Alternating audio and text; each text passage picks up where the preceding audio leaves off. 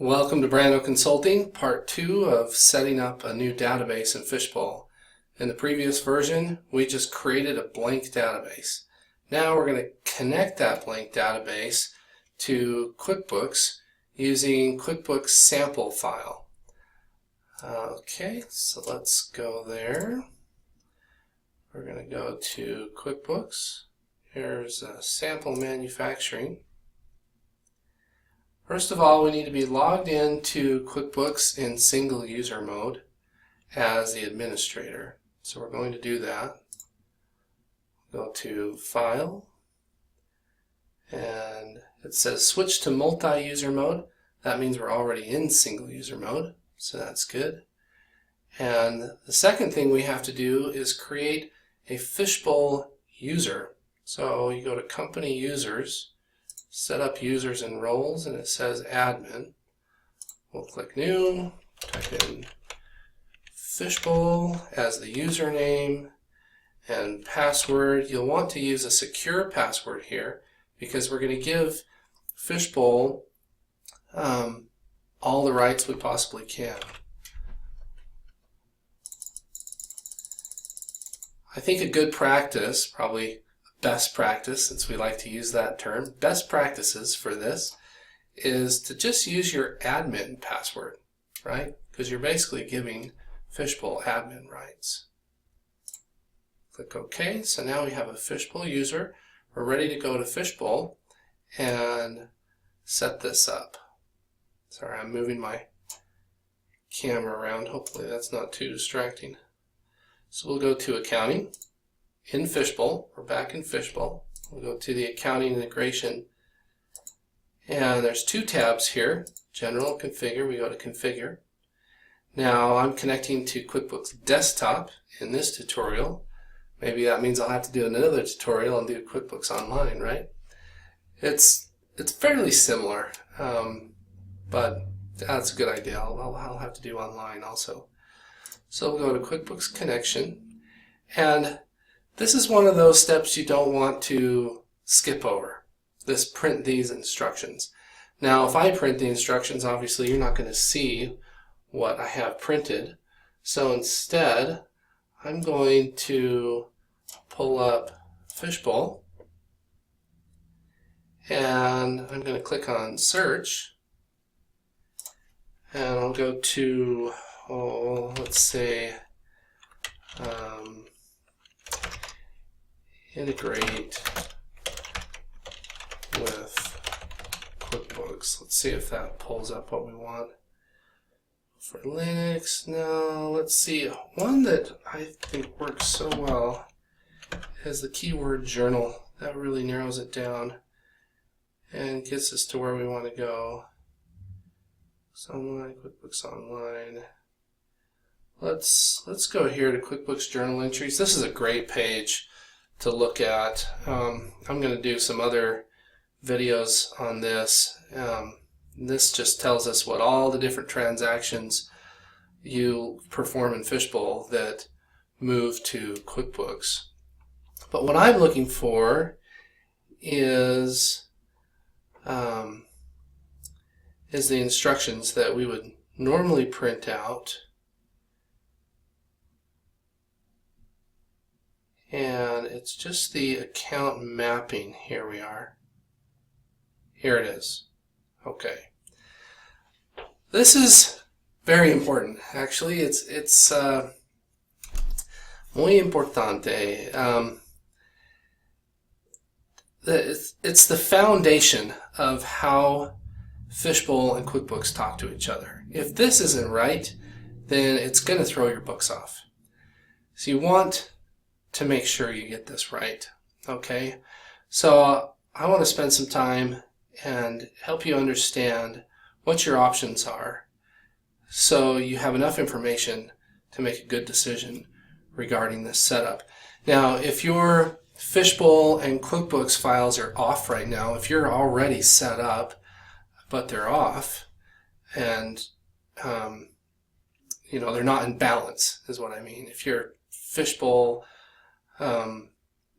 valuations are not matching your QuickBooks asset valuations, or if your Fishbowl sales reports are not matching your QuickBooks sales, this is the first place to go. This is one of the beginning places you want to look, is how you have your accounts mapped. Okay, so let's sort of push this over here, and we'll keep that as a reference.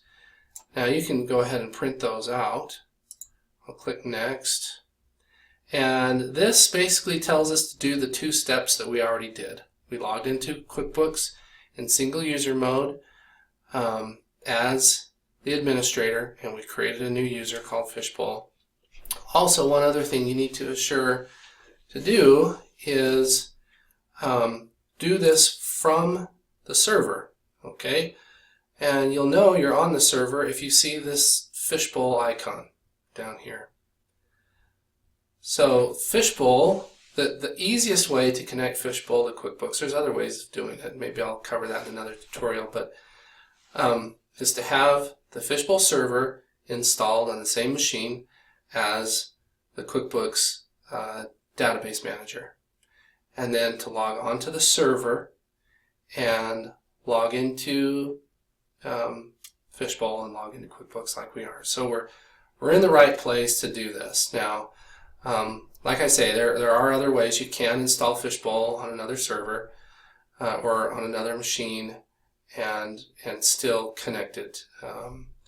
But this is the easiest way to do it. This is the simplest way to do it. So we'll click Next, and we'll say Use File Currently Open in QuickBooks. Currently open the sample database. We'll click Next. And Fishbowl uses a program called Fishbowl Nexus to connect to QuickBooks. So you'll see that's up over here. It's got a new icon with a couple little blue arrows. Fishbowl Nexus. We'll say Allow Access. And I was too slow, so it gave me an error message. So we're going to do that again. And click Next. And this time it should give us a pop-up asking, well, it should give us a pop-up asking for a connection, but it's probably good to go over this anyways, because this may happen to you. So let's check this out. Check to make sure QuickBooks is installed and running on the same machine, like I mentioned. Check to make sure QuickBooks is at least version 2009 or newer. It is, okay. Check to make sure users logged into QuickBooks with administrative rights in single user mode. I am. If you're running Microsoft Vista, make sure I'm not. That says it's unable to find the specific QuickBooks file. A module dialog box is showing in the QuickBooks user interface. Now I know we don't like to read error messages, but this is one of those situations where the error message helps. A module dialog box is showing in the QuickBooks interface. Your application cannot access QuickBooks until the user dismisses. Okay, so go over to QuickBooks. Oh, we're in the middle of something here. We never closed that out. We got to close that out. Okay. So that was our interruption, module dialog box. So we'll click Cancel. Okay, let's try this again. Click Next.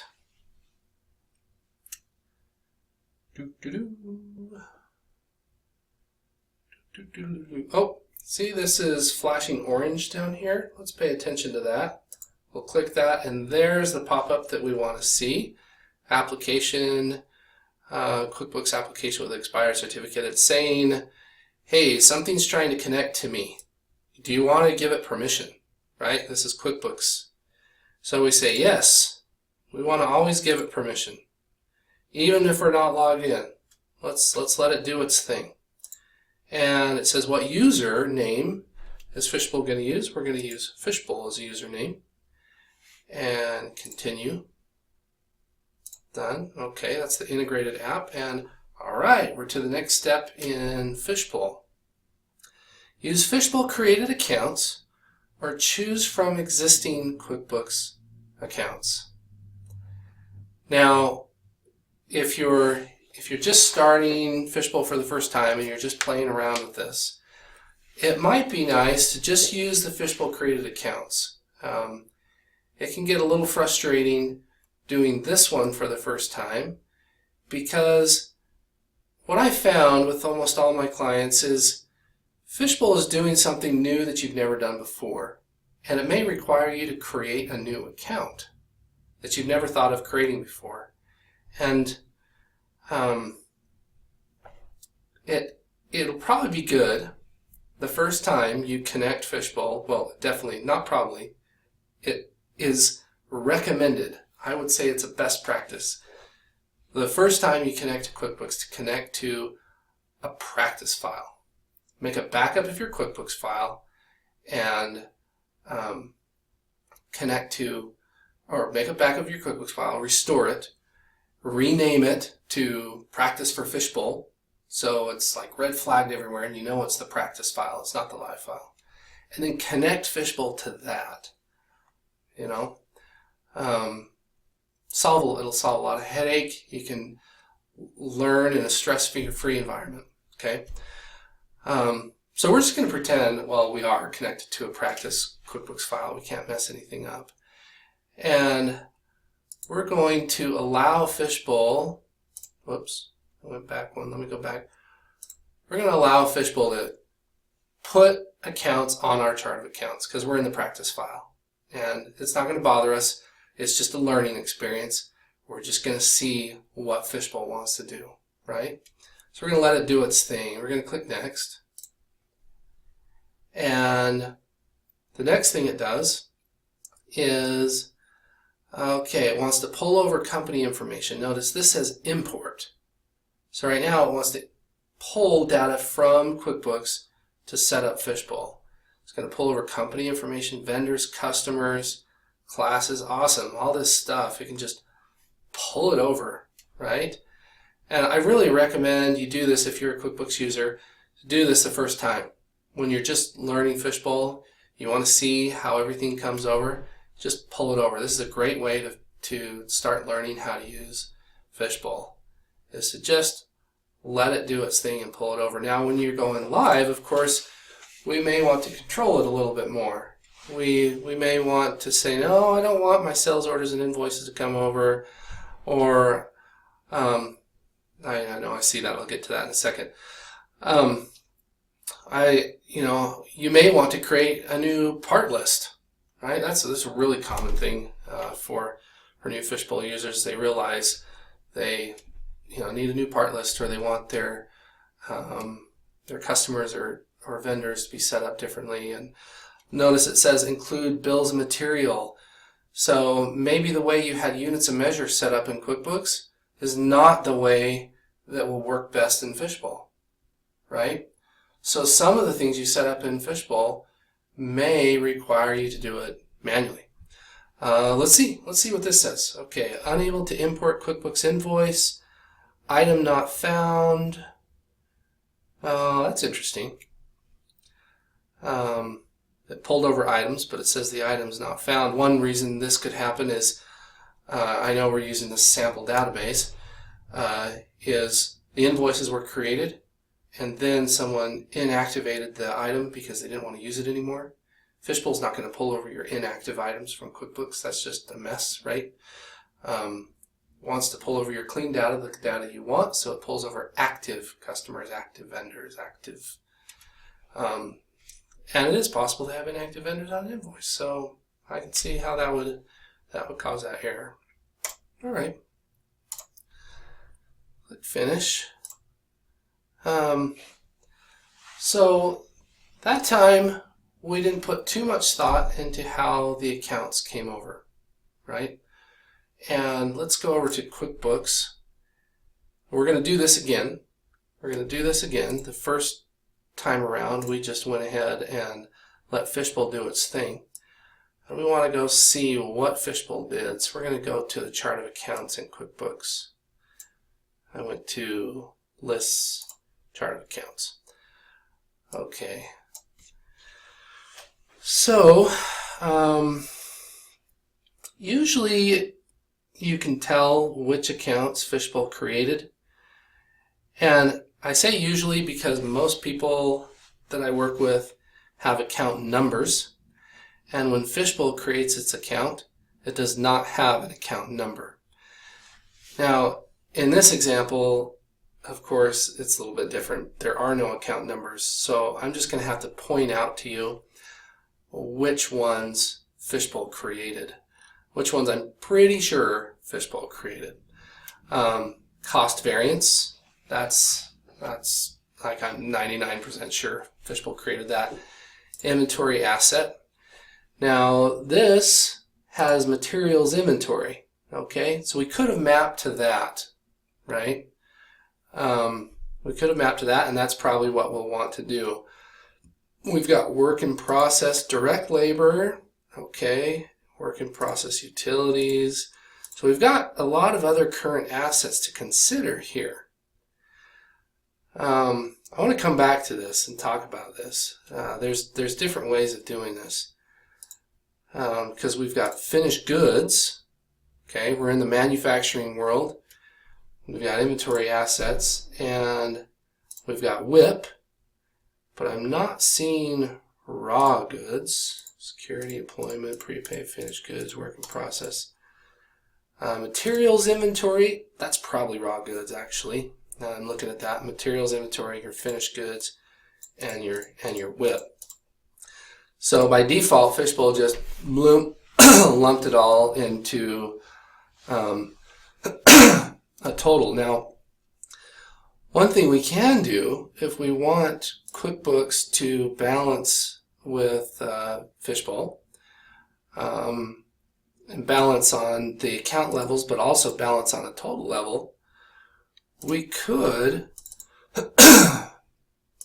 change this account to something like Fishbowl inventory.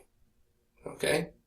Now you don't have to do that, but watch what I'm going to do next. We'll go to materials, edit, and we'll say it's a sub account now. And we'll edit this one and make it a sub account.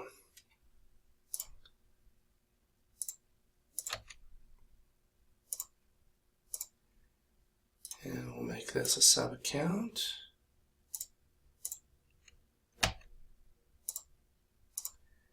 And this one.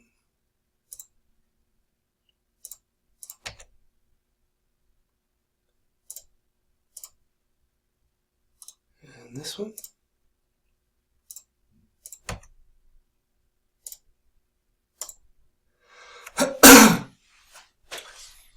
Now, of course, the chart of accounts and how you set up your chart of accounts is completely up to you.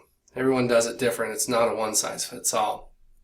But I think this might be a nice thing for you to see.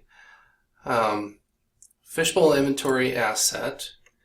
If we go, it's totaling it for us, and it pulled everything over into Fishbowl. So if we go over into Fishbowl and I'm segueing just a little bit, I'll go back. We go to the report screen, and in the previous video we selected the average costing method. So this file's in the average costing method, and we're going to go to I'll just type in val for value keyword. We're in the report screen. I'm looking up inventory valuation summary. And we'll say format report for exporting. And it looks like it did not pull over any values or quantities of the items. We go to materials, inventory, it's blank. I was hoping it would pull over something. But you know, that's probably something for another video, right? Where we export the inventory out of QuickBooks, or maybe you have it on a spreadsheet or in a different ERP system that's annotated that you want to put into Fishbowl. We need to get those values and those quantities in there, and this is the account we want it to match to, right? And we want our finished goods to map too. That's kind of interesting. Those finished goods are negative. Doesn't really look right, does it? And our raw goods, etc. So on another video, I want to discuss mapping each part number to the account it belongs to. So each part number would map to account it belongs to. All right. Okay, so we're in the chart of accounts, and Fishbowl has set up its accounts, and there's a couple other accounts that I want to point out that usually surprise people. Shipping accrual, okay, that's something that is new for most new Fishbowl users. They don't typically use shipping accrual. Shipping accrual is used when you receive a bill from a carrier, or you anticipate receiving a bill from a carrier. There's two places in Fishbowl that will cause the shipping accrual account to be used: in receiving and reconciling, which we'll cover in another video. But basically, some companies, I know this is a little more rare, but there are a few companies that will receive an invoice from a vendor, but then receive an invoice from the carrier separately, and the invoice from the vendor will create a bill in QuickBooks, but the invoice from the carrier will just hit this accrual account. It won't create a bill in QuickBooks. It'll just hit this accrual account. So when you get the bill from the carrier, you'll want to put this accrual account on there to counter that. Okay, so it all flows through to the carrier. So it just accrues. It's just, a payable. And I want to cover that in more detail in another video. This is, we're just setting it up for the first time, and it is difficult to set it up for the first time if you don't understand how the program works, right? So give yourself a little bit of mercy and allow yourself to just set it up, and then the next step you'll want to do is to test it, right? Put a vendor invoice into Fishbowl and watch it flow over. And that's something I want to do in another video. Ship something out of Fishbowl, then run the export and watch it flow over, right? So in this video, we're just doing the introduction to setting it up. And I think the best thing to do is to set it up, do your best, put some thought into it. What some people do that I work with is they'll create another spreadsheet here, and they'll just write some notes on the spreadsheet, kind of like the Fishbowl notes over here, right? You've got the Fishbowl mapping on one side and the QuickBooks mapping on the other side. Create a spreadsheet and take some notes. Okay, so we allowed Fishbowl to just basically make a mess of our chart of accounts, do what it wants. We don't want to do that in our live file, but it's okay to do it in a practice file, so we can learn and see what it's doing. And then we can come here and say, okay, the Fishbowl. Let's just fast forward over this part. You don't need to watch me type all this in my slow typing mode. Variance. Woo! There we go. There's a lot of the accounts there we map to.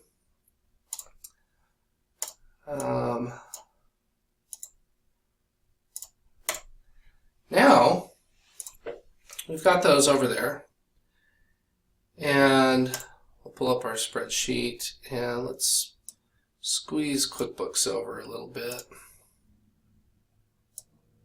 Squeeze it over. There we go. Let me pull this up. Video's in the way. We'll put it down here. There we go.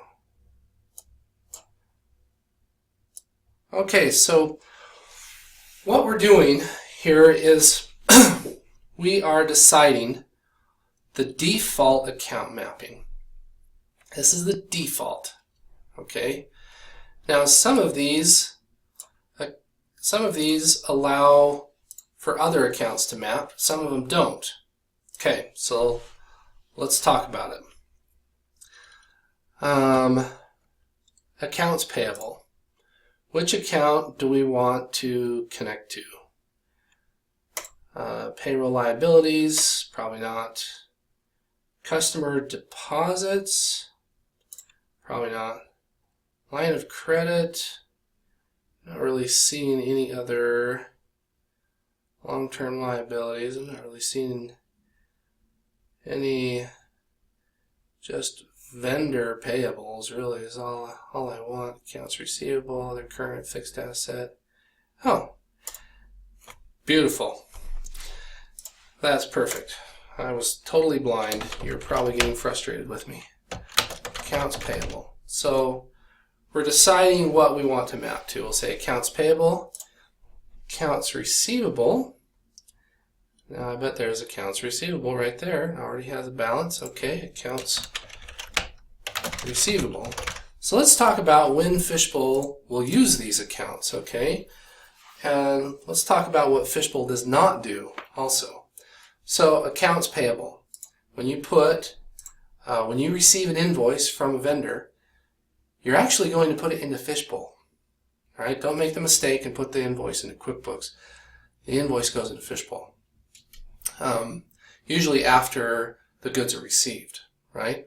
So you go to the receiving screen, you'll click on the reconcile wizard, and you'll do some reconciliations, go through that reconciliation wizard. And then once that's done and that's exported to QuickBooks, it will delete the item receipt if there was an item receipt and create a bill. And it will debit inventory and credit this account right here. Now you cannot map specific parts or specific vendors to the payable account. That's what you cannot do in Fishbowl. Everything goes to the same payable account. Okay, so now receivables. When you ship something from Fishbowl, it will create an invoice in QuickBooks for the items that were shipped with the price that was on the sales order. Okay, and that will credit income and debit your AR, right? And if you want to see this, like about 20 minutes ago, I think when I did this search for these notes, I came to Fishbowl and I went to search. I can just go to documentation wiki, maybe that'll pull up the search, and I'll search keyword journal, QuickBooks journal entries, and you can actually see this, right? Purchase order, shipping, purchase, standard inventory items. There's the debit and the credit that I mentioned. And then on shipping, accrual, shipping, sales order, standard inventory items, shipping, there's the credit of the sales and the debit of the receivable. And that's what's going to be debited right here. Okay, so if you want questions answered on this, that's a really good page, and I think it's probably the most used page out of all the pages on the Fishbowl website. So we'll come back to this, and also while you're deciding what account in QuickBooks to map to, the printed page that you printed out is helpful as well. Notice it explains a little bit about what this account will do and what it's used for. The account Fishbowl will use to record outstanding bills of businesses, used to record money owed to businesses. Okay, not a huge description. Hopefully this video will shed a little more light on it, and that's what we do these videos for, right? Okay, undeposited funds. If you are receiving money into Fishbowl, which Fishbowl can do, you can connect it to a merchant service, and on the sales order screen or in the counter sales module, if you're doing counter sales, point of sale, you can swipe a credit card, you can take cash, you can take you can take checks, and this is the default account that those will go into. Now you're thinking probably, well, wait a minute, Lance, what if we want more than one undeposited funds account? That's okay. You can do that on the sales order screen. If you want a different undeposited funds account with your credit card transactions, for instance, you can do that. It's a manual change on that screen, which we can cover in another video. But this is the default. And the default is required. You do have to have a default. So let's look for what we have. I wonder if this sample database even had it. Other expense, income, we're looking for undeposited funds. Undeposited funds, let's see if it, boy, there we go. Does have an undeposited funds account. Awesome. So that's the default, undeposited funds. Okay, capital equipment. Now, Fishbowl is designed to be used for small to mid-sized companies, right? For QuickBooks users. But there are some larger companies like NASA and, well, I forget the rest, but there are some larger companies that use Fishbowl for asset tracking. Maybe this fits in better with that. Fishbowl does not do depreciation. It doesn't record depreciation, anything like that. The capital equipment is a part type in Fishbowl. Let's go back over here. Capital equipment, it wants you to map it to a fixed asset type account. Okay, and some people use this. Fishbowl has a part type called capital equipment. Now, we're going to go away from this for a minute. We're going to go into Fishbowl. I'm going to show you the part types. I don't want to get off topic too much, but it is important to understand the part types a little bit, at least, so you can understand what these are for. You've got capital equipment, internal use, non-inventory, service, labor, overhead. Those are all part types in Fishbowl. Let's go there for a second. So we'll go to Materials, Parts, and we can click here and see the different part types. Now if we go here and click New, we can also see it. And we'll see all the different types of parts you can create. These are not the same type of parts that QuickBooks has. Obviously the most common is going to be inventory. And we'll also have service, labor, overhead, non-inventory. I just noticed that our parts did not come over, did they? We'll have to look at that. That would explain why the quantities didn't come over either. We'll have to maybe make another video to look into that. Okay, so labor, overhead, non-inventory, internal use, capital equipment, and shipping. These are all the different types of parts you can have in Fishbowl, and they all have a different behavior. They all behave differently, and they map to different accounts. So it's important that you set your parts up with the correct part types. Okay, and I'm going to cover that in another video.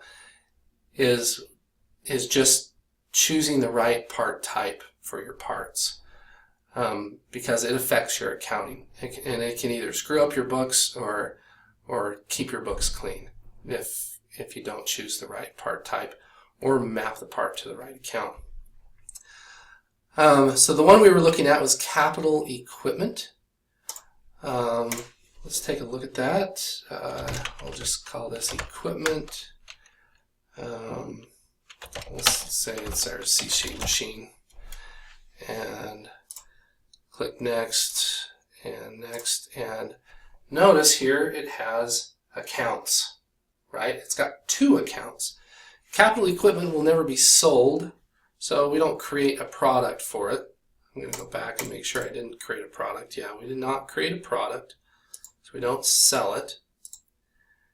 So we've got an expense account and a COGS account. The COGS account is grayed out because Fishbowl will never use whatever account is here. It will only use this account. Okay? So this is capital equipment. Are you seeing what I'm seeing? It says expense, but over here it says fixed asset. That's confusing. They probably need to update that. But obviously we want, well, I guess it's up to you if you want to expense your capital equipment or if you want it to be in the fixed asset account. Over here, Fishbowl recommends it should be a fixed asset. I'm kind of leaning towards the fixed asset personally. Probably depends on what equipment you're purchasing. But this account will be debited when you receive it. So if you put it on a purchase order and then receive it, whatever account you have here is going to get the debit. And then over here under payables, that's going to get the payable, right? Notice the payable isn't even in here because we can't map parts to multiple payables. We can though, however, on the default, say we want this to be mapped to fixed assets. And then over here, we can say we want this to be mapped to, I don't know, some expense account, I guess, if we're crazy. I'm just going to grab something random just to demonstrate that what we have in the default can be overridden by what's here in the part mapping. Okay? The part mapping rules. The default does not. All right? So, excuse me. Some people actually, well, I'll get to that in a second. Let's go on. So that's capital equipment. We'll finish. We just created a capital equipment type part.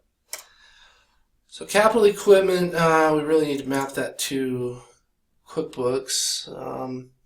Looks like Fishbowl couldn't find anything for capital equipment, so it mapped it to capital equipment. However, you may not want to do that. Okay, and this is why we have this spreadsheet. Notice our fixed assets. This is the account that Fishbowl created. But we also have automobile and trucks, computer and office equipment, accumulated depreciation. Let's say we're in the industry that upfits automobiles. I have a client that does that. They take normal automobiles and they upfit them with police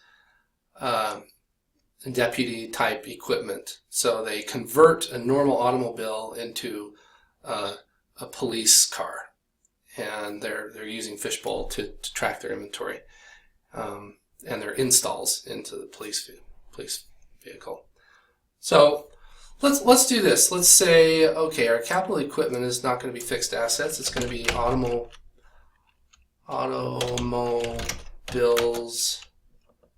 and trucks. So we're making a note for ourselves, right?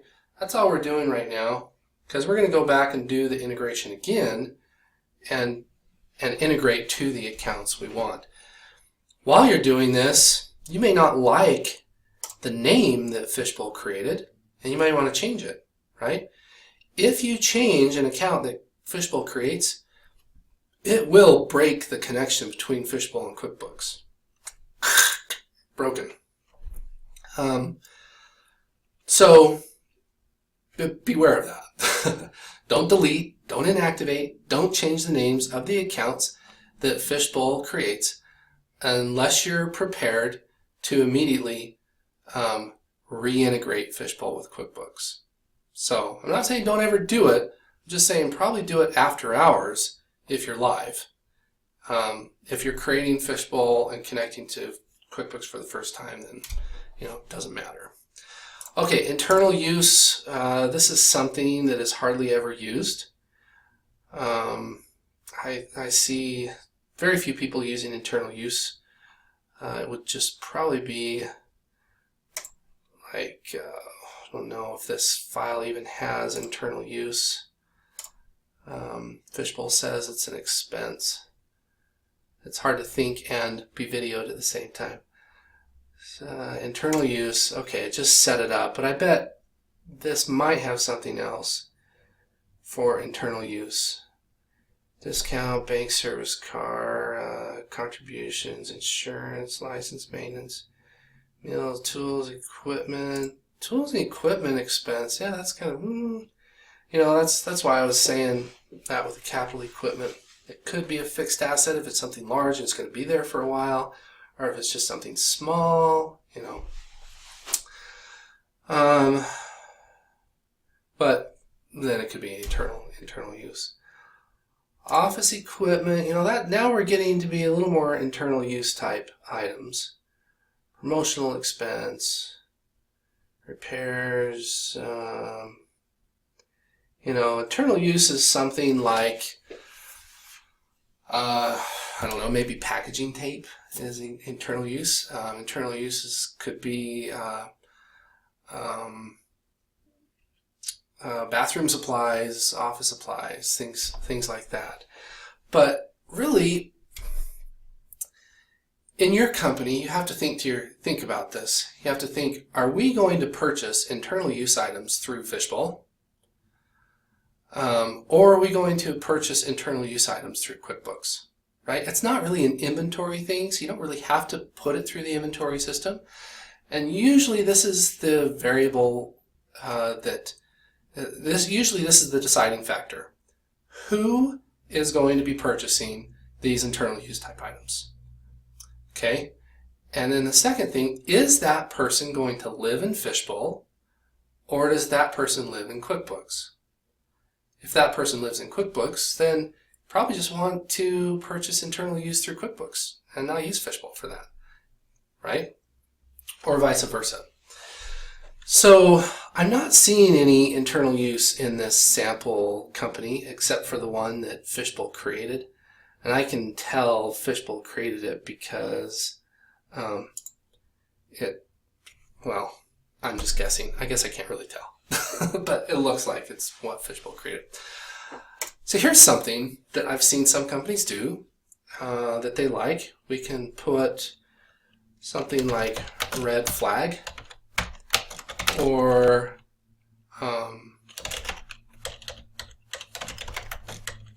wrong Fishbowl mapping. So what I'm saying is in your chart of accounts, you can come here and click new.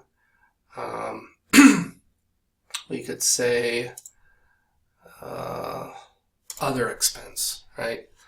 Now, some people don't like this, some people do. So this is totally up to you. We can create an account called red flag or wrong Fishbowl mapping. You can call it whatever you want. Call it ask accountant. Call it just red flag. Call it wrong Fishbowl mapping. I kind of like that. So if we decide, hey, we're never going to use non-inventory, we're never going to use the internal use type part. If we've made that decision, then if someone else accidentally uses it, accidentally creates it, then it'll show up in this wrong Fishbowl mapping account, right? Okay, so non-inventory.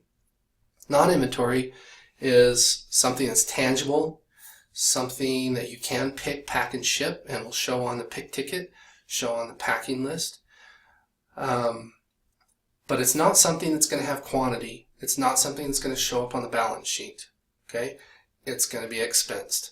Going back here to the instructions that you printed out, non-inventory is going to be an expense. So when you purchase a non-inventory item, put it on a PO and receive it, it is going to debit whatever account it's mapped to, which Fishbowl is recommending an expense account, and then credit your payables account.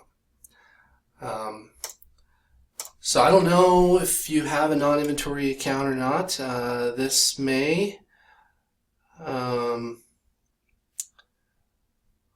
For this, I'm just going to leave it as the Fishbowl's default. You may have a non-inventory account. This file might have a non-inventory account, but I'm just going to go with Fishbowl's non-inventory account. Okay, service. Service is something you pay your vendor to do. So if you're in the manufacturing, oftentimes you may need to send something out because someone else's CC machine does something different than yours. And maybe it will drill it or carve it or shave it a different way, or maybe blast it after you casted it, right? Or anodize, passivate, whatever, hard coat, paint, whatever you send it out to be, this service is the perfect thing to be used for that. Now, this is one of those where I would say if you have more than one service type item and you want it mapped to more than one service type account, like I mentioned, different types of services for outsourced manufacturing.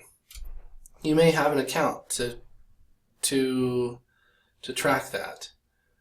Let's see if I'm seeing anything here.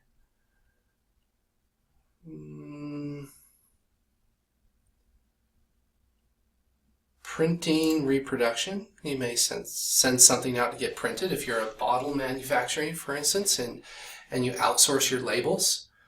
A lot of people outsource their label and don't print the labels themselves. That could be something that's outsourced and would go to that account. But what if you print labels and you also hard coat? Like I have a client that makes fire extinguishers, right? They hard coat and they print, and they outsource the hard coating of the fire extinguisher, and they outsource the printing of the fire extinguisher. So they may have two different accounts on here that says printing and hard coating. So if they have two different accounts for, let's just say,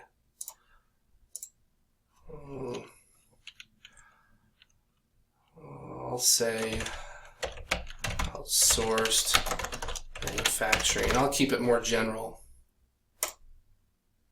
Then all of a sudden, you have to ask yourself, which one's the default? What should we make the default? And that's where some of the clients I work with really like this as the default. Wrong fishbowl mapping.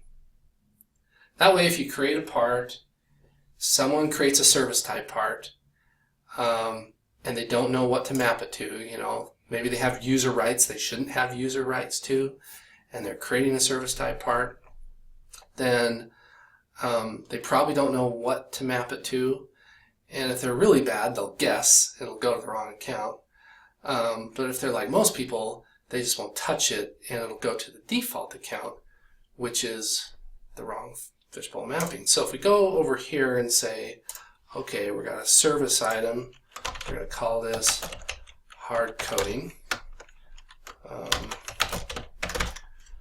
And it's a service type item. And we'll make it each. We don't sell hard coating. We're not the hard coaters. Click next. Oh yeah, we can choose a vendor that does the hard coating here if you want to. I'm going to skip that for this tutorial. And then boom, here's the accounts. Now Fishbowl does have user rights to turn this off. So if the person creating part numbers. Well, I got to question myself on this one. Let me just double check what I'm saying here. User group, counting,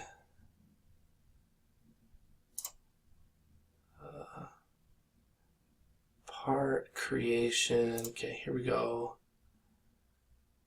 Yes, okay, yes, Fishbowl does have user rights to turn that off, so you can give someone the rights to create a new part, but not give them the rights to map it to the account.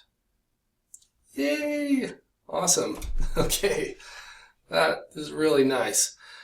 Okay, so let's go back to what I was doing. We did hard coding, and we're going to make it a service. We're going to say it's each. Click next. Next. Counts use default, right? So if they use default, then it will go to the wrong mapping. Or we can map it to the hard coding, which actually is not there yet because we have not reintegrated Fishbowl. This is a new account we're putting into QuickBooks.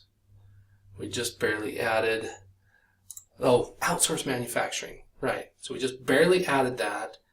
If we go here and try to find outsource manufacturing, it's not going to be there, right?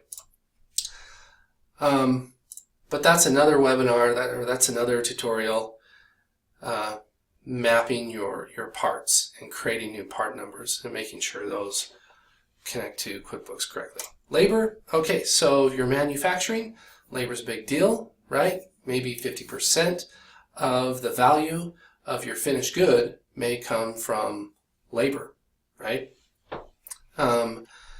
So if you've got labor, you may have more than one type of labor also. So you could map this to a default labor account or the wrong Fishbowl mapping account if you have multiple labor parts that are mapped to multiple labor accounts. So on a different video, we'll talk about how labor works. To just cover it quickly right here, because it's a hot topic, is it'll roll up into inventory. So when you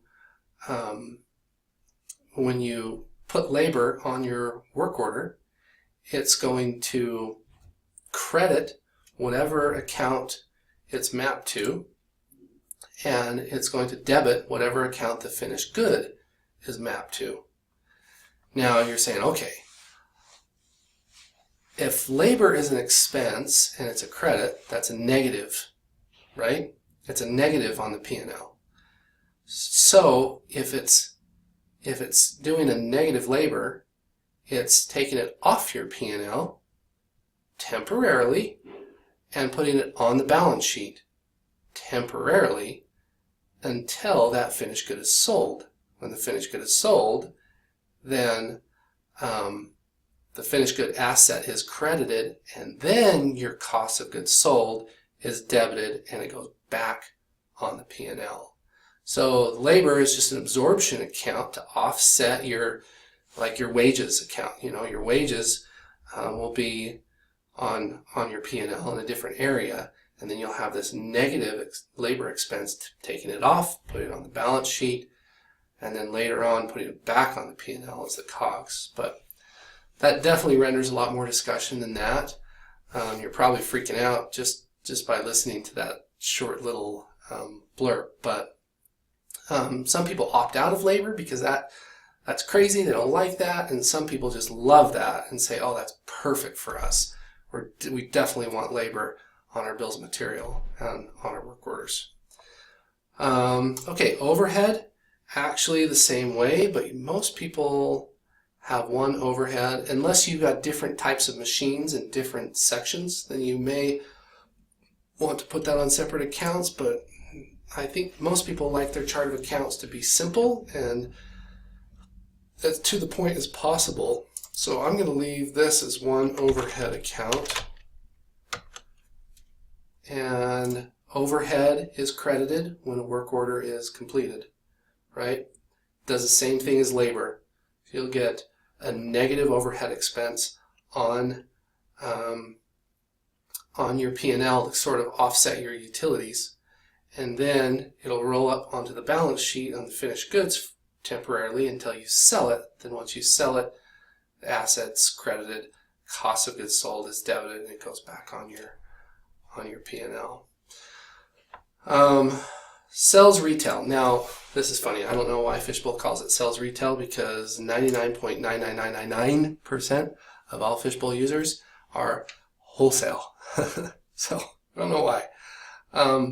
But the retail industry is starting to pick up. So actually I'm starting to think, wait a minute, Lance, maybe over-exaggerated, because a lot of people these days are doing wholesale, but then at the same time e-commerce retail. So whatever, this is the revenue account. This is the income account. Look over here in the paper that you printed out. This is your income account. And remember, it's a default. In Fishbowl, you can map products to more than one account.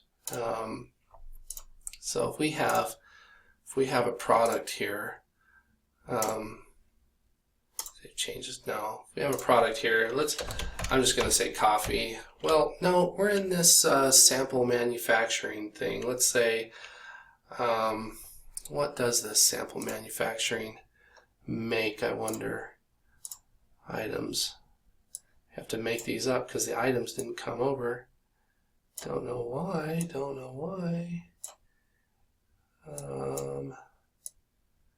Pump keyhole, panel river, snap hook, manual strap, track top clear, wheel assembly, washer. So just all kinds of parts. There's a manufacturing adhesive anchor, rule pump, pumps. Okay. Let's stretch this out a little bit. Stretch. Shelf. Yeah, inventory part, inventory assembly. So manual cover, power manual, power track, Ultimate 3000. Okay. Alright, so it looks like an Ultimate 3000 is a finished good. Let's put that in Fishbowl, whatever that is. It's an Ultimate 3000. Ultimate 3000. Something really cool you have to manufacture. Okay.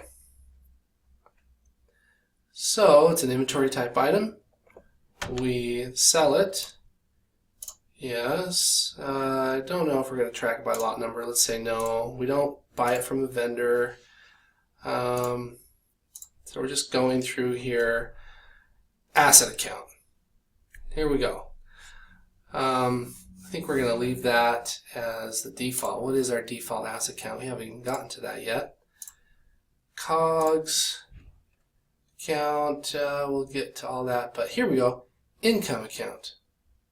So we can map the finished good items that we sell or the spare part items that we sell. If you sell it, you'll create a product for it, and whatever account it's mapped to will be credited on an invoice, right? So this account gets either this account or this account gets the credit on an invoice, while the AR gets the debit on the invoice, right? So you decide, what do you want this map to? For your sales income, Fishbowl said it was sales retail, but I doubt, let me close out of this. I doubt,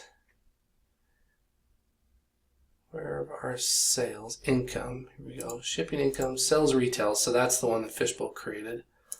Pool cover and equipment sales. Oh, okay, we're making pool covers. Now we know what we're doing.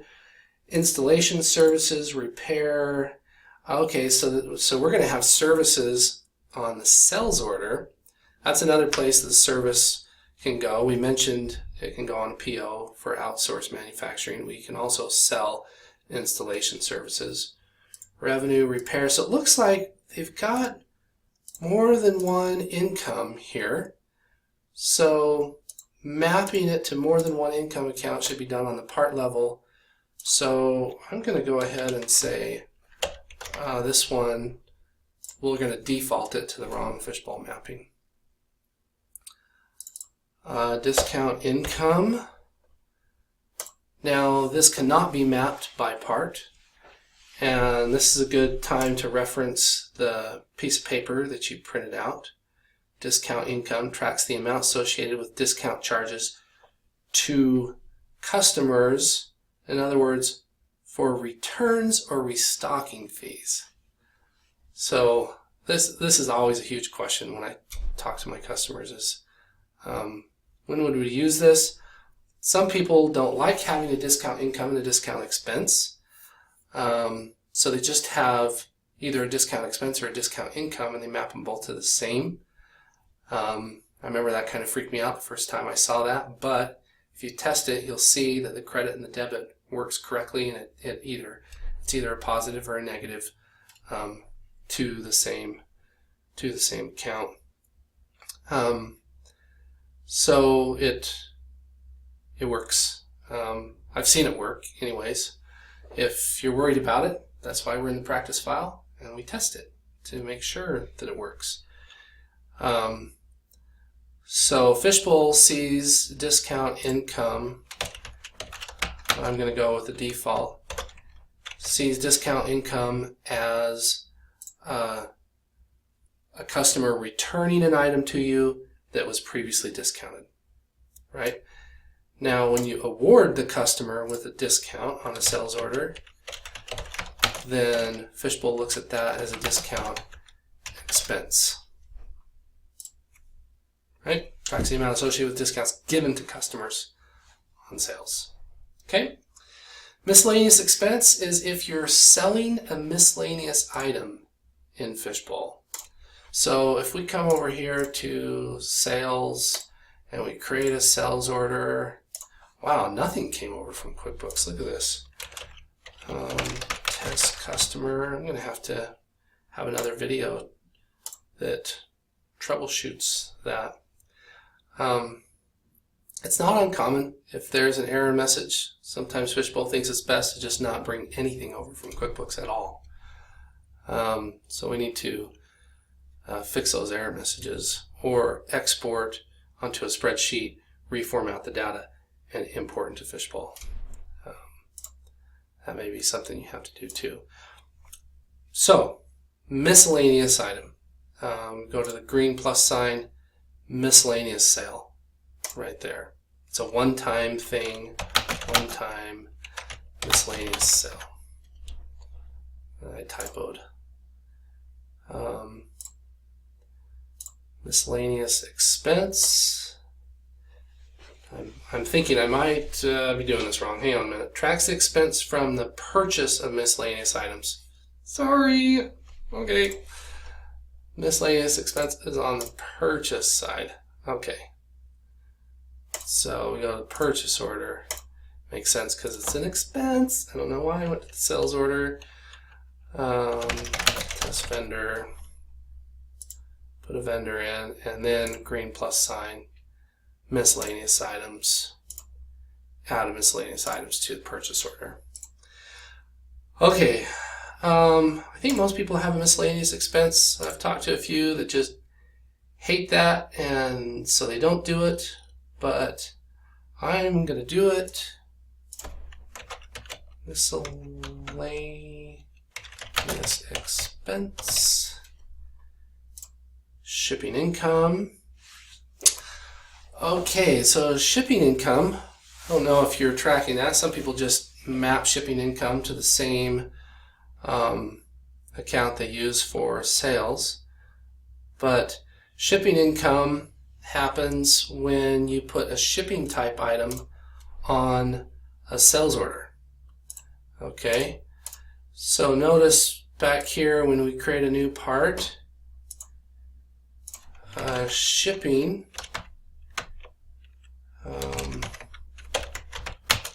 charges. Right here for product, we've got shipping, and maybe we ship out parcel, purchase and freight, ship out parcel, right? And we can leave that at 0, that's fine, but it's a shipping type part. Sure you want, yep.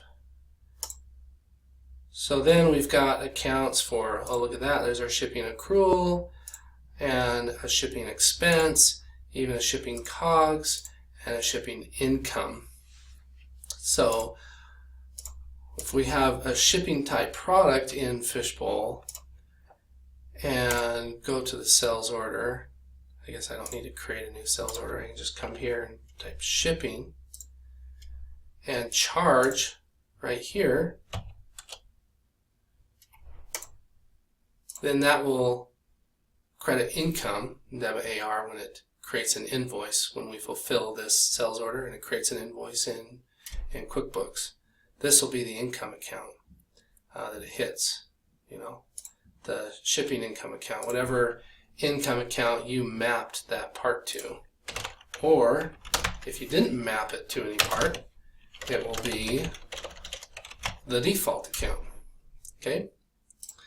And then same thing with that shipping type part.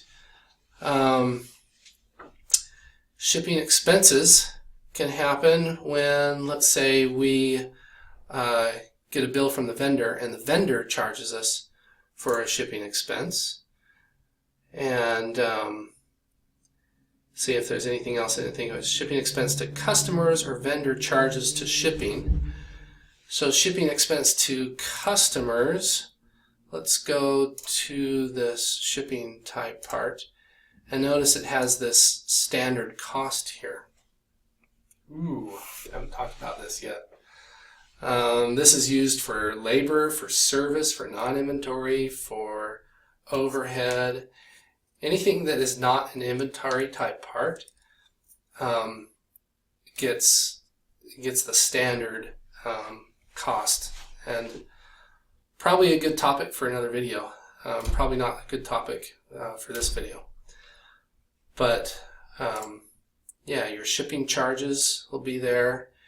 And once again, go to this journal page on Fishbowl Inventory and to see exactly, you know, what this is being used for. Fishbowl right here says it's track shipping expense to customers or vendor charges.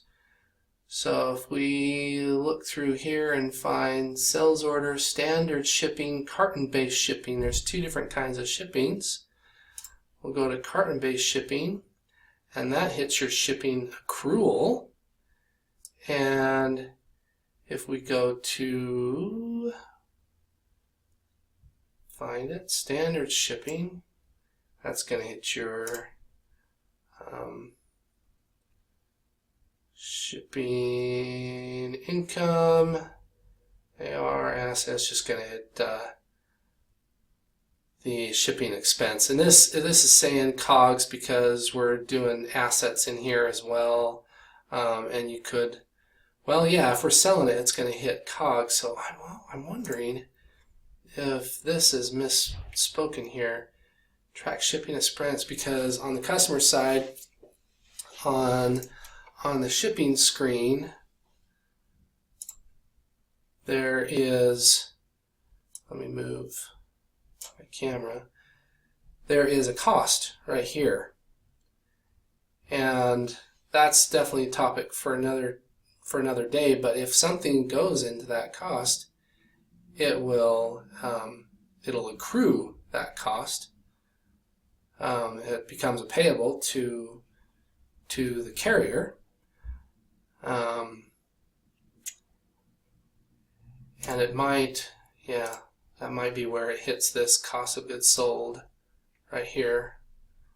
I'll have to test that out, because this shipping type part does have an expense associated with it.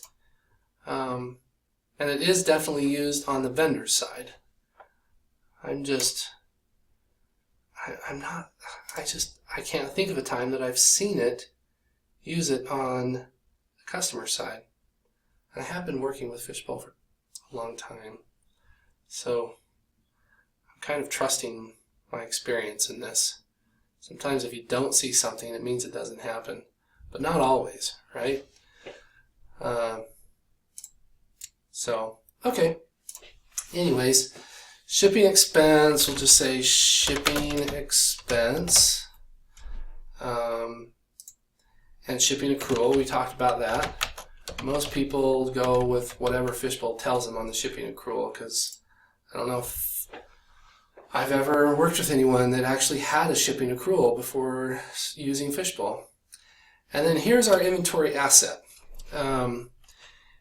If you have one account for all of your inventory assets, then I'd say make your default the inventory asset. But notice here we have 1, 2, 3, 4, 5 different accounts for our inventory asset.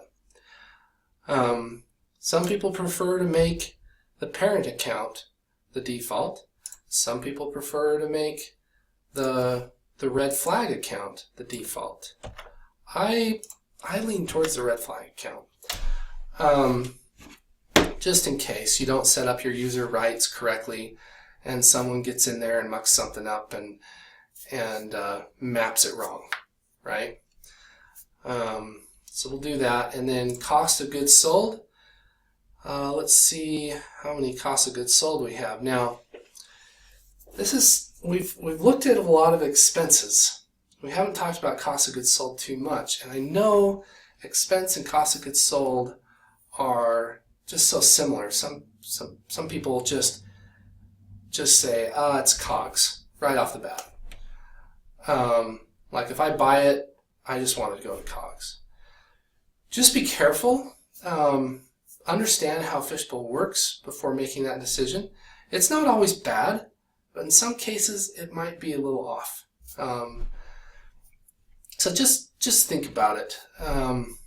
So Fishbowl follows the GAAP principle that once it's sold, then cost of goods sold is debited. Once it's sold. So think about this for a minute. I'll cover this more on another video. Notice our freight has expense and COGS, but our inventory item has assets and COGS. And if we create an item that's raw good, this is just something quick and simple in general. Say we don't sell the raw good. Okay, that's important to notice that I selected not to sell the raw good. It's still saying what COGS account do you want to map it to, right? If we map it right here, Fishbowl's never going to use it. Fishbowl's never going to use it because we just marked on this previous step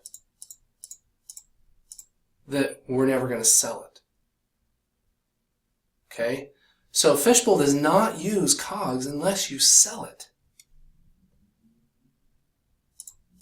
So you can map it, you can trick it and say, well, I want it to use COGS for whatever reason, right? Like if it's a non-inventory type item, you want it to hit COGS instead of expense.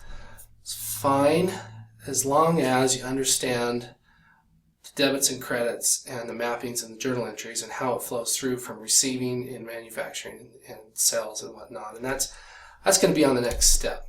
Okay. But it's important to understand that Fishbowl doesn't look at the name of your account. It looks at the field that your account is in. Okay. Same over here. It looks at the field that it's in. So you can put whatever you want here. Fishbowl is going to debit that when you sell it. All right. So yeah, that brings up another topic for you manufacturers that say, well, Lance, wait a minute. I want to know the breakout of all of my COGS on all of my raw materials that went into the manufacturing, that went into the work order.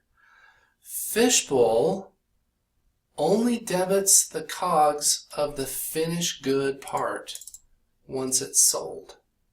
Okay? So if you want a breakout of COGS of your materials, that's a Fishbowl report now. It's not a QuickBooks report. QuickBooks, the way Fishbowl talks to QuickBooks does not work that way. Fishbowl only debits the COGS account the finished good is mapped to. So, yeah, if you need a custom report for that, we can help you.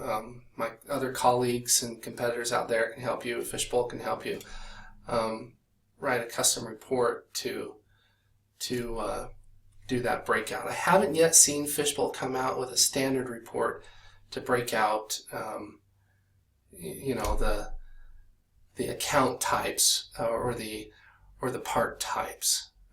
Definitely has reporting on costs for work orders and finished goods and all that. But I'm getting off topic. Let's get back to the accounting. So COGS for this. Let's see if we have more than one COGS account. Labor installation, wages, assembly, wages installation, direct materials, materials COGS. Yeah, see, we've got a materials asset up here and a materials COGS down here. So it's in the Fishbowl world. Once you connect Fishbowl, materials, unless they're replacement parts, aren't going to hit COGS ever.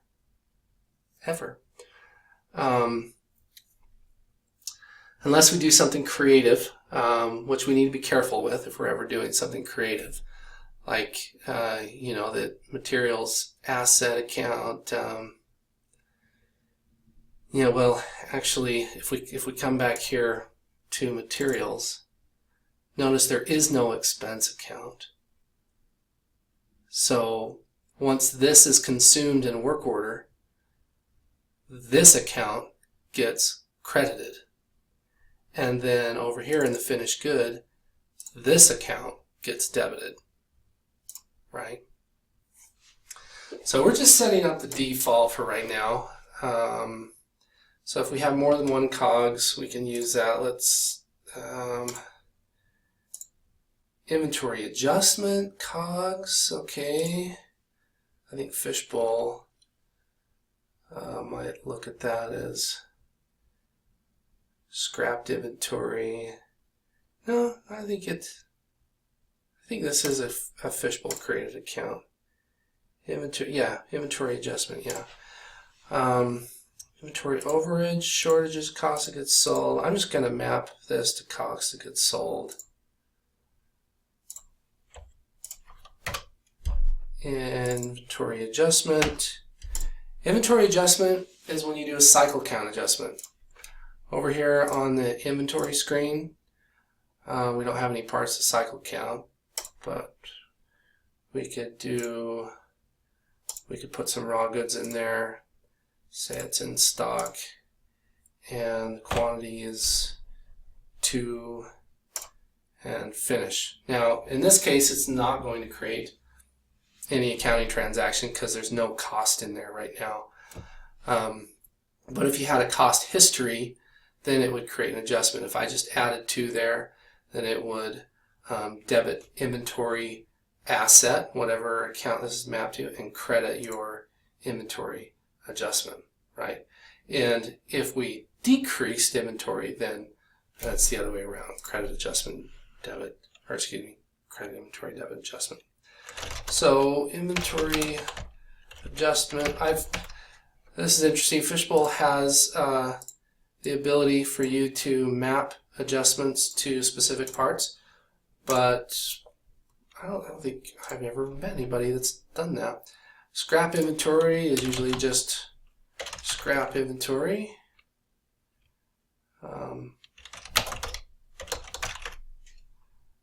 and cost variance. Now, listen to me on this one. At the beginning of the video, or actually in the previous video, we created a database in the average costing method. Okay, so we're in the average costing world right here, but we're in the manufacturing world. So you may think, well, maybe Fishbowl uses this for manufacturing. Wrong. No, it doesn't. Fishbowl only uses this cost variance account if you previously selected to have your entire file in the standard costing world. Okay? So you think, okay, Lance, well, we'll just leave it blank. Unfortunately, Fishbowl doesn't allow you to leave it blank. All of these accounts on here, whether you use them or not, are required. You have to map them to something, or the link between Fishbowl and QuickBooks won't work. So you're like, okay, well, I'll just create the account in QuickBooks and then inactivate it. No, you can't do that. Unfortunately, that will break the integration. So, I know, you have to have a cost variance account. I'm sorry. Now, if you are in the standard costing method, all right, great, it makes sense. Keep going. You know, we got a cost variance account. So everyone in the happy world of Fishbowl gets to have a cost variance account on their chart of accounts. Now, actually, if you don't want a cost variance account, I don't know why I'm being goofy, you can map it to something else like wrong Fishbowl mapping, right? Because it should never get hit. So I take it back. You have to map cost variance to something. I guess you don't have to have a cost variance account on your chart of accounts. I don't know why I said that now that I think about it. But it does have to be mapped to something or it'll break or it won't work. Okay, so now that we've put some thought into this, okay, this is probably one of the most important steps in setting up Fishbowl. And it just gets skipped over so often. And later on, your accountant just says, what is it doing? And she disconnects it and says, you know, Fishbowl is messing up my books. What's wrong with that program? And actually, there's nothing wrong with the program. It works perfectly fine. The accounts just were not mapped correctly. It's so important to get this step right and map your accounts correctly. And we'll do another video where we go over mapping the parts individually correctly. This is the default account mapping. So now that we have this, we can go back to our integration. And I guess I didn't have to click on that. Now we're going to say choose from existing QuickBooks accounts. We didn't do this before, right? I wish I could blow that little window up, but I'll have this one up here. So now we can go through and say, now what did we decide? It's so much easier to put it in a spreadsheet because for two reasons. One, you can come back and you can talk about it and you can create the accounts in QuickBooks. Create those on the fly. That's one reason why it's easy to do this by creating a spreadsheet. Another reason is while you're testing Fishbowl in this test environment, if something doesn't work the way you expected it to work, then you can change your mind and say, okay, this is the new mapping. Change it, okay? Save this spreadsheet because eventually, once you're ready, you're going to want to go live with Fishbowl. And you're going to create a new file, export data out of your practice Fishbowl file, import it into your live Fishbowl file, and then connect it to QuickBooks correctly. So let's go through here. Undeposited funds, undeposited funds. Let's see if it'll let me shrink this. Okay. I'm gonna fight this a little bit. I want to see them both at the same time. Go back to where we were. Choose from existing QuickBooks accounts. Okay, so the first time we did it, we said use Fishbowl created accounts, just so we can see what it wants to do. And then the second time we do it, still in our practice file, we're going to say, okay, now that we're a little more informed on what's going on, and we've created new accounts in our chart of accounts, we're going to come back here and go through this. Notice this says part type accounts. It groups them a little bit. ARAP accounts, part type accounts. Okay, so capital equipment, we are going to map that to automobile and trucks. Internal use, we're going to map that to wrong fishbowl mapping. See, now that we put it in there, we can map it to that. Before we couldn't have mapped it to it because it wasn't there. Non-inventory, we're doing non-inventory. Service, we're doing wrong fishbowl mapping for the default.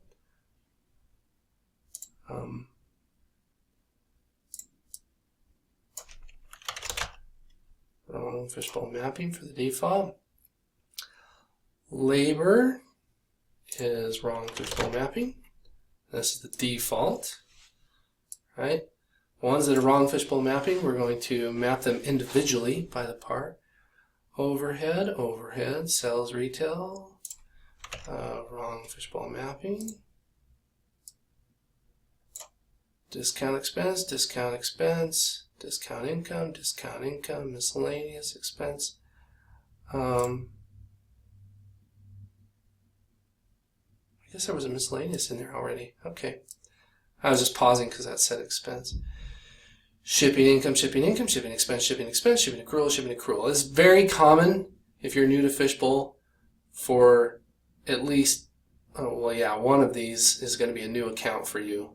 And maybe two, maybe all of them may be new accounts. It depends. But yeah, all shipping accounts. But shipping accrual is a really commonly new one. Inventory asset. We changed the name of that, and when we reintegrated it, it noticed it. Inventory asset. Oh, we decided to say that's wrong mapping. Okay, so because we're going to map our parts individually. Cost of goods sold, scrap, adjustment, cost variance is going to be wrong fishbowl mapping because we're in the average costing method. And just to make one more comment on this cost variance. With manufacturing, obviously, your work order is not always going to match your bill of material, right? And that's a variance. It's a manufacturing variance. But it is not an accounting variance. So the manufacturing variance is going to be reported in Fishbowl. Okay, and that may require custom reporting to see that manufacturing variance in Fishbowl. And now we click next, and I'm going to turn some of these off. Yeah, the inventory quantities didn't come through on that previous one. I can't remember if our customers and vendors came through previously. Good jobs. I'll give them another try. This time I'm going to turn that off. I wonder if we can just get our items to come through if we turn these off. Let's give that a try. Notice it did some things to our chart of accounts. You see that move a little bit here. Importing unit of measure package to each. Abbreviation is already in use. Fishbowl has tried to import everything that it can. Imported accounts, imported customers, imported vendors, imported 6 items, but there was a unit of measure problem. So Fishbowl does not handle units of measure the way QuickBooks does. And that's another important thing to get right in order for costing to be correct, right? If the unit of measure is does not have the correct cost or price tied to it, then yeah, that can cause our books to be messed up. And Fishbowl does not handle unit of measures the way QuickBooks does. QuickBooks has a unit of measure for each individual part. Fishbowl has a table of units of measure that all of the parts share. All right, and that's required for a lot of the features that Fishbowl uses. So it enhances the capability in QuickBooks, or excuse me, in Fishbowl, to have that unit of measure set up that way. So click OK, finish, and if you want to see the accounts that Fishbowl is currently mapped to, we can go to Accounting, or excuse me, we're on the Accounting screen already. We can go to Reports, and nope, it's not there, sorry. Let's go to Reports, and I'm just going to put ACC. Notice it says Default Account Mapping right there. And there's your default account mapping. And there it is.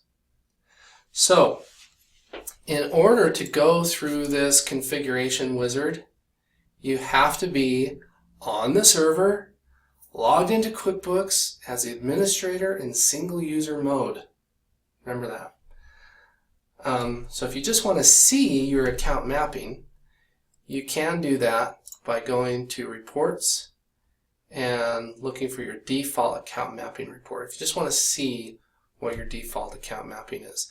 And that's a good step one troubleshooting step when trying to figure out why your books are messed up in QuickBooks, or why things are flowing over to QuickBooks wrong, or why they're not matching in Fishbowl, is to first start with the very foundation of it all, and that's your default account mapping. And in another tutorial, we'll look over individual part account mapping. Thanks for joining us today. It was fun going over this. I hope this is helpful. Not easy to go through a video that's an hour and a half long, but it is important that you put in the time necessary to learn this, to understand this, and get it right. So it was great working with you. Thanks for joining us today, and don't forget to subscribe. Yeah. Don't forget to subscribe.